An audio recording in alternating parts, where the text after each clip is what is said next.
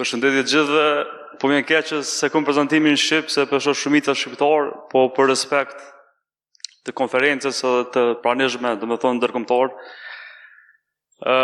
Për këthe anglisht, është kënaqësi që jam pjesë i kësaj konferencës. Shumë faleminderit Rius edhe Paulinës për organizimin, edhe kënaqësi, domethënë që kemë pas rastin më njoftu të gjithëve edhe me pak shumë më shkëmby experiencat. So, let me try if I can switch the slides.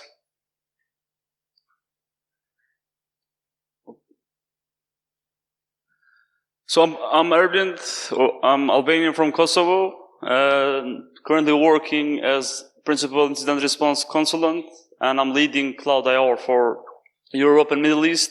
I have been working in the defense for more than 7 years, different roles, more detection, a bit of GRC in the beginning of the career, but I basically made the decision to go more in technical world. And for now, I'm purely on IR side, so basically trying to help customers with IBM X-Force and incident response team to basically to recover from incidents and just to how to minimize the impact of the breach or, for example, what kind of cases.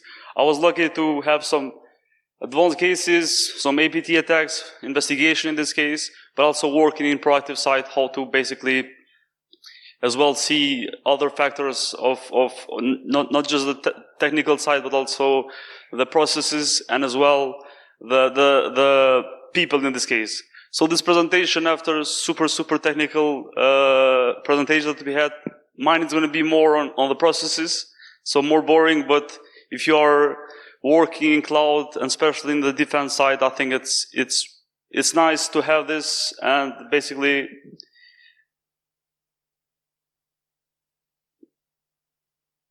before going to my cheat sheet, if I call, and there is kind of something that I wanted to share with the community that they can use in cloud incident responses, but also in just to map the detection and as well to basically have the proper logging, because in the end of the day, I think the incident response and the investigation is equals with visibility. So in case that you have good visibility, then you can basically learn how the TTPs work. For example, we had a presentation seeing, for example, how to have a proper detection, but if you saw it was, for example, collection of syslog, which you've never find that in I would say most of the environments.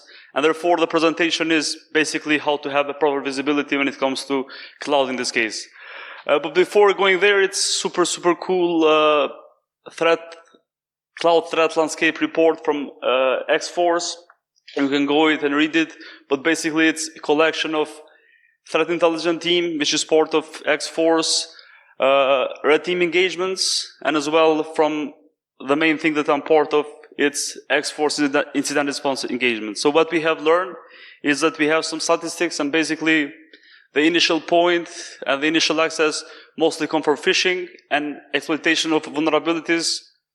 And basically 33% of all cloud-related incidents are phishing accounts, which is very exposed, but also it's as well, for example, some mistakes which goes through exploitation of legitimate credentials. For example, there are some API keys public in public GitHub in this case, which is very common. And as we can see more and more, those are, for example, first are used for initial access, but also the price of the credentials in dark web is getting lower. And it's very interesting, and it might be an indicator that this is more the common thing. And basically, those are the two things that for me are super related, and it's worth seeing it and putting some effort on your TTPs and, for example, and how you are basically protecting your cloud environment. Regarding common actions and objective is the business email compromise, which I think we will have a presentation after the lunch on this from Andy. But basically, 39% of the cases ends on business email compromise activities, but more and more, for example, we are seeing the cases when the damage is way higher. For example, mining and your building cloud basically can bankrupt you. For example, we are seeing cases when just in 2 or 3 hours of initial access, threat actor is spitting, for example, 300 VMs GPU based, which basically mining Bitcoins, CPU is 100%, and that's expensive. I would say if that happened to small business, that basically can bankrupt you, because good luck negotiating with AWS or with Microsoft the bill in the end of the month. And basically, we see more and more increase of trusted cloud-based file hosting service for malicious activities. I think this is super, super common, and it's going to be here for a very long time. Especially for exfiltration, like, is very common when it comes, for example, uses of Mega or OneDrive, or as well Azure in this case, for example, Blob or something, or Google Drive in this case, even for command and control. Uploading the command and controls, then the payload or the backdoor would basically communicate and get instructions, which is something that is very... And how basically to have, how to improve your visibility in this case, detection. There are some recommendations from this report which you basically can go and check it together. But the first thing is basically to have preparation and testing. Super important, like maybe red team engagement, penetration testing, but also just to have some automation in your cloud environment, building a stronger identity for the security posture, MFA, which basically might look stupid, but there are some cloud environments without MFA, and you will find it only in cases when, for example, you are exposed.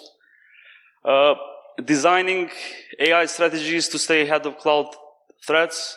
Basically, the presentation that we seen before is basically how you can use those AI systems for detection. For example, number of API calls, some behavior-based detection, which basically AI can help. And the most important part, which I have taken from this research, is strengthening incident response capabilities. And therefore, that's the reason why I'm here today, is to talk more regarding the how to basically have swift and elective incident response. Basically, that will make the difference. And before going there, that's basically what I want to talk with you today. And the most important to share is this cheat sheet which I have created. And how this works is that you will have basically a bunch of categories starting from different plane of the cloud. You will have it in the end in GitHub, so I will share with you, no need for pictures. And starting from the management plane, which basically it's all the actions that are happening in cloud, go through the API calls. So basically, this is on by default. For example, if you go to Microsoft Azure, you will have, just a second. So it's a mistake.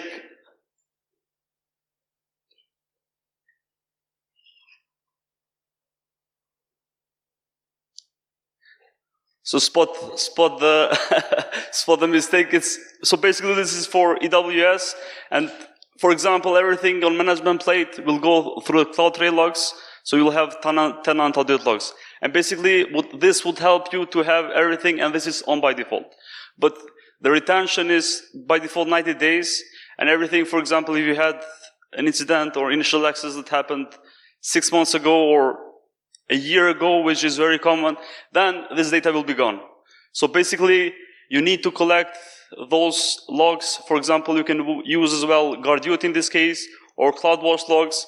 And for example, for some scenarios or related TTPs, like logging in with valid accounts, for example, if they found some leaked data in dark web or any kind of the sources, or for example, any disable of cloud logs or disable of modifier Guardiot and everything.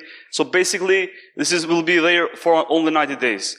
And I highly recommend that management logs needs to be basically collected to the SIEM, Splunk or Elasticsearch or whatever you are using, or just save it in a bucket, S3 bucket, or save it basically somewhere when the attacker, even if they compromise your tenant, you will have the access and you can do, for example, investigation. And something else that basically is not on by default, And I think the most cool thing about cloud is this part of the network part, which basically you can have net flows, which are metadata of the network traffic.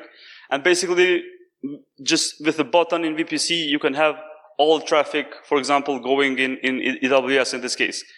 What is super cool, you can have as well VPC traffic mirroring, which basically it's PKFL, and for example, you can just upload it in the Wireshark, for example, or your selection of the tool, and basically this will help you to have all the visibility. Or for example, DNS logs, like Route 53 in this case, which is super nice to have, for example, in case of exfiltration to DNS or just beaconing or any command and control. This is super nice to have. But this is not on by default. So you need to have this proper strategy.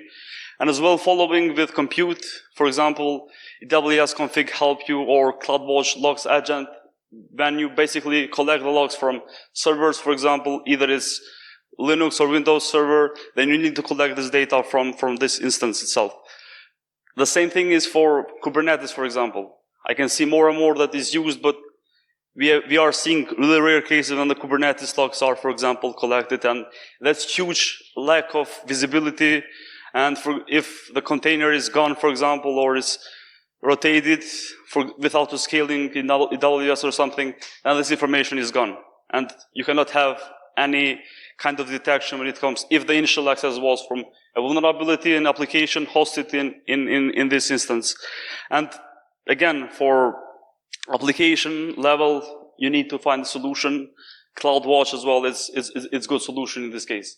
And the following on data, for example, so if a bucket is created, you will have basically covered in management plate, but if the data is accessed, then you have dedicated S3 bucket logs, which are called S3 server access logs. Without that, it's impossible basically to have visibility in each bucket, for example, especially if the bucket is, for example, for credit cards, or you are saving something which is very sensitive, then you need this. Without this, you cannot. For example, we have the cases that client asks, who access this confidential data, but it's impossible if you don't have this, because only if, for example, they use the command line through the API. And of course, you have guard duty, Amazon inspector, AWS config, which I think that you need to forward the logs as well outside the cloud in any SIEM to have a proper detection.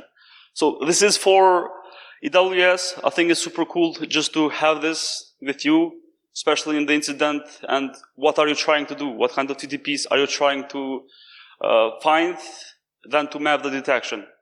If the client, for example, if you're working as a consultant and client wants to know the initial access in Kubernetes in this case, but you don't have the logs, then there is no chance that you can do anything, because basically it's gone. For Lambda, for example, or functioning in Azure, it's impossible without having a proper logs in this case. And as well, just to see, for example, what are you ingesting in your SIEM is super important to have this kind of visibility. The next thing is Azure.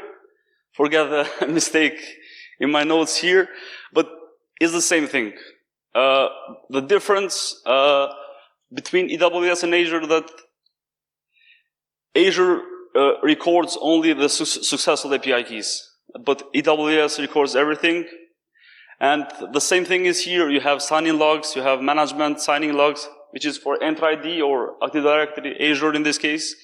And you have everything on API level, which is on by default, but everything else, for example, net flows, you have net flows as well. You can basically turn it on in configuration, for example, for a VPC in this case. And then you have, for example, net flows, you have PK files, which are not really used in this case. But just imagine that you have an instance which is on EC2, or it's a VMware or VM in this case, and you had the load balancer in the front of your website in this case, or that you are hosting an application in this case. So if you have that, then you will not see the traffic only from the endpoint data in this case, because everything you will see is your traffic between load balancer and your instance. So therefore, you need to basically enable load balancing log as well. The same thing is for compute. You have Azure Monitor Agent, you have For example, very dedicated Linux syslog agent in this case. You have Azure function logs, which is the equivalent to the Lambda. In case that you didn't have this proper logs, basically it's gone. Same thing for blob storage, and they are the TTPs, for example, that you need to have it in your system. My recommendation is check it. It's super important to have this kind of visibility and collect everything on a centralized system. And the most, I think, is less used cloud is the GCP. I was lucky to have some cases on my day-to-day work. The same thing goes for GCP as well. Like, you see as well, like, difference on cloud. Everything is kind of the same. And as well, you have API level logs, you have network trafficking, packet mirroring in it. It's like PCAP equivalent, VPC firewall logs in this case, which are super cool. And then the same concept goes here as well. Basically, collect everything and make sure that you have turned it on by default. By the way, in cloud, in Google Cloud Platform, the logs is kind of the server. So basically, it's really related to your subscription. For example, if you have advanced, I'm not sure how it's called, but you will have retention for a year at least, or 180 days. So please take this cheat sheet with you, for example, especially if you work in Blue Team and you are engaged in incident response. For example, how I do in my clients. I take it with me and I check, for example, based on the direction of investigation, and if something that is not basically you don't have the visibility, then it's possible. What is super nice is that you can check some related, for example, threat catalog in AWS, which gives you all the TTPs, and it's super nice what logs are needed for this kind of detection. You have, for example, the cloud matrix from MITRE as well. There are some information there, what kind of detection do you need, and what kind of visibility in the same time. And the cheat sheet, you can download it in the GitHub repo that I shared here with you. Cloud Threat Report is super nice, and what I highly recommend is basically if you are still trying to learn about cloud, I think it's way more simple than knowing everything in, for example, as the last presentation was, backups, Kubernetes, they are way more complex, I think, in the environment or on-prem environment. I think cloud is more because of different naming convention that different cloud provider uses. It sounds a bit more chaotic, but I think it's way more simple. And you have easier, for example, detecting, having net flows for incident response is huge win. And for example, it's super, super nice to have this kind of detection. And if you are trying to learn more, I think SANS is a great resource. For example, they have premium and you have to pay for the official training, but there are a lot of relevant free sources. For example, their GitHub, and you can go and check what kind of logs are there, how you can access, and what kind of tools you can use. For example, there are a lot of open source that you can help you, even if you don't have money or the budget to enable the guard duty. So I think just disclaimer, this is how I see the cloud. It might be wrong, but I think that's the easiest way how you can basically split between the different planes. And I hope this will help you and is accessible in GitHub. And of course, I'm open for any question or discussion now, I think, or maybe after in the lunch break.